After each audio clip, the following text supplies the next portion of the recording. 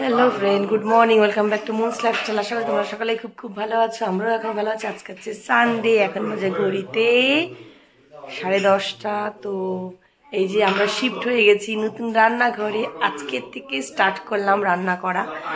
আর রান্নাঘরে আরো কিছু কাজ বাকি দেখছে। সিলিন্ডারটা এখানে বাইরে, কারণ ভিতরে যে ঢুকাবে ওই হোলটা করেনি, মানে টাইলস মিস্ত্রি মার্বেলটা হোল করেছে, কিন্তু যারা যেগুলো লাগিয়েছে আর ড্রয়ারগুলো ওই যা ওরা হোল করেনি, ওদের কাজ বাকি আছে ওটা হোল করা। তারপরে যে ওটা বক্স করা বাকি আছে।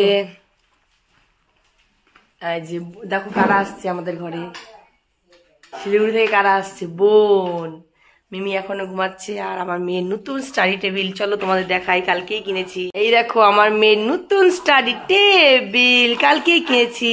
এটা নিয়েছে 3200 টাকা। আর সাথে নিয়েছি বাথরুমের জন্য একটা টুল, এই যে। আর আজকে ওয়েদারটা খুব সুন্দর।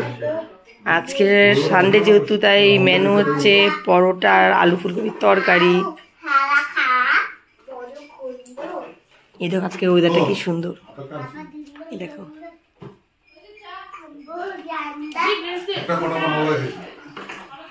বোনের এখানে আসার পর দিয়ে হঠাৎ আজকেই নামলো না, বোনরা এসছে আগামীকাল।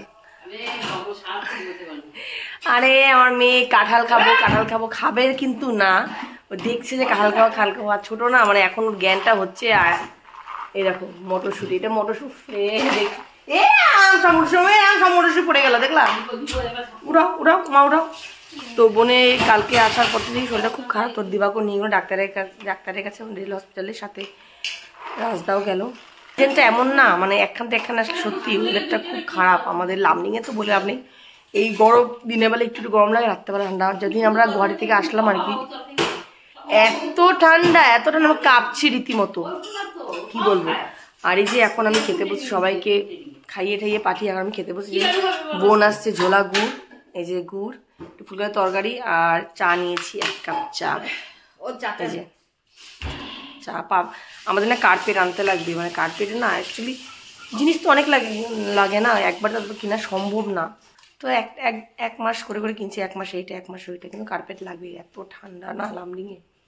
এই যে মাও খাচ্ছে নিচে বসে। তো ঠাকুরকে এখন বিশেষ দেওয়া হয়নি, দিবাকে আজকালকের মধ্যেই।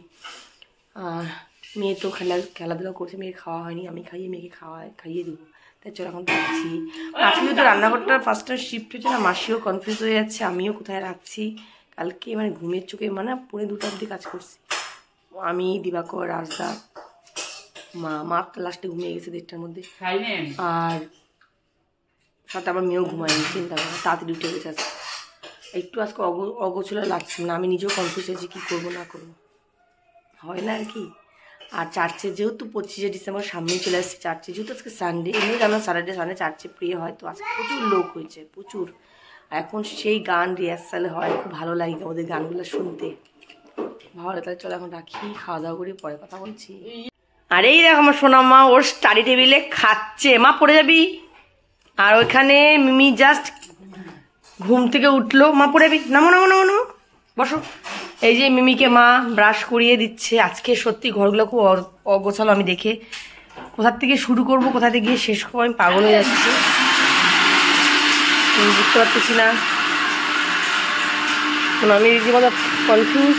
এই দেখো ঘর বাড়ি, মানে আমি জানিতে মাথায় হাত দিচ্ছি, কেন বলো তো, কোথায় শুরু করব কোথায় গিয়ে শেষ করবো বুঝে পাচ্ছি না। মানে এরকম যদি হয় না, আমি ঘাবড়ে যাই, মানে কি করব, কোথা থেকে শুরু করব। এই দেখো ঘর বাড়ি। তাহলে চলো, মেয়েকে এখনো খাওয়াতে পারলাম। আমি মেয়ের ভাত মাসি যে প্রেশারে দিয়েছে, ভাতটা সিদ্ধই হয়নি। এখন বাজে ঘুরতে 11:15। দেখো সকালে খাওয়া মেয়েকে আমি খাওয়াবো, মানে মেয়ে এমনি পরোটা খাচ্ছে, ও তো ওরকম পরোটা খায় না যে একটা খাবে গোটা, সেটা খেলে হয় না। চিড়িয়ে যদি আধা করলে তার যে হাফটা হবে সেটা যদি খায়। তো মাসি মিক্সচার গ্রাইন্ডার চালাচ্ছিল, আওয়াজটা হচ্ছে আমার। তাহলে চলো আমি ঘর বাড়ি গুছাই।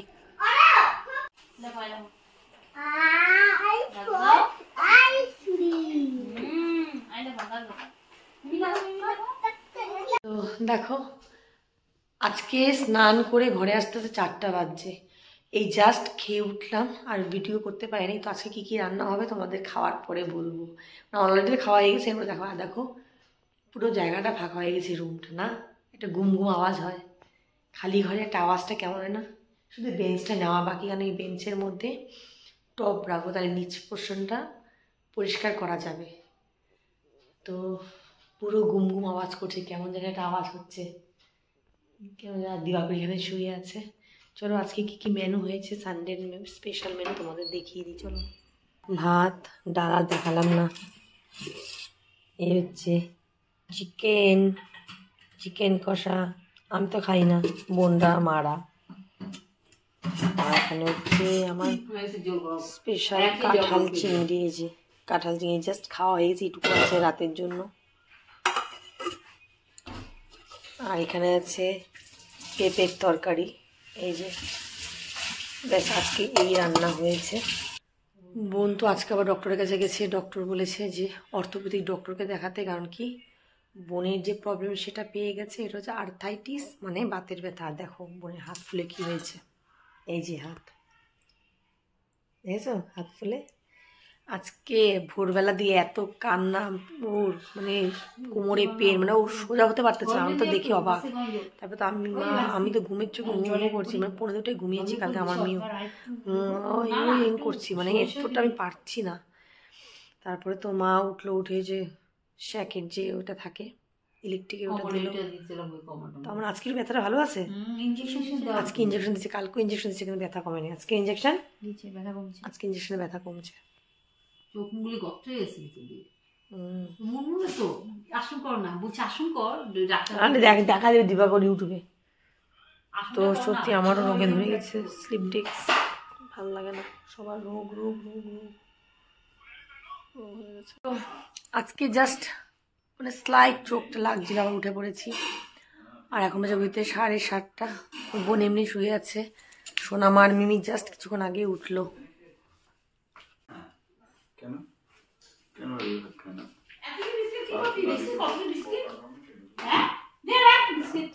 আমার মেয়ে দেখো বিস্কিট খাচ্ছে ডাইনিং টেবিলে বসে, ওর বইয়ের চেয়ারে। এখন মা বানিয়েছে আমাদের সবার জন্য ম্যাগি। একটাতে হচ্ছে আমি আর বোন খাবো, একটাতে হচ্ছে ওরা 2 বোন খাবে। মা খাই দাও 2 সুন্দরীকে। আমি 2টো ঝুটি বেঁধে দিয়েছি, ক্রিম লাগিয়ে দিয়েছি, টিপ পরিয়ে দিয়েছি। এই দেখতে পাচ্ছ? হ্যাঁ এই দেখো, গরম কিন্তু। আর দেখো আমাদের ঘরে আলনাটা ভেঙে পড়বে কদিন পরে, এত কাপড়। একটু শীতকালে একটু বেশি কাপড়, জামা কাপড় হয় সবার ঘরেই। আর বোনদের হাত কালকে অর্থোপেডিক ডক্টর দেখাবে না, হাত কিছুতে নামাতে পারছে না। তাও আজকে একা একা উঠতে পেরেছি, ইঞ্জেকশনটা কাজ করেছি।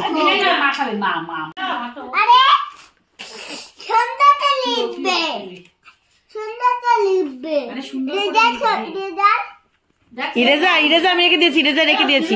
থাক থাক থাক,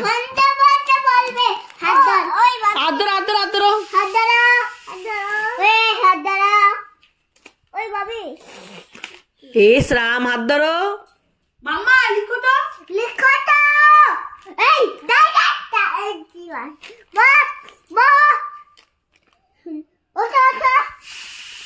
হাত ধরো, হাত ধরো, হাত ধরো, হাত ধরো, বাবির হাত ধরো। তাকাও।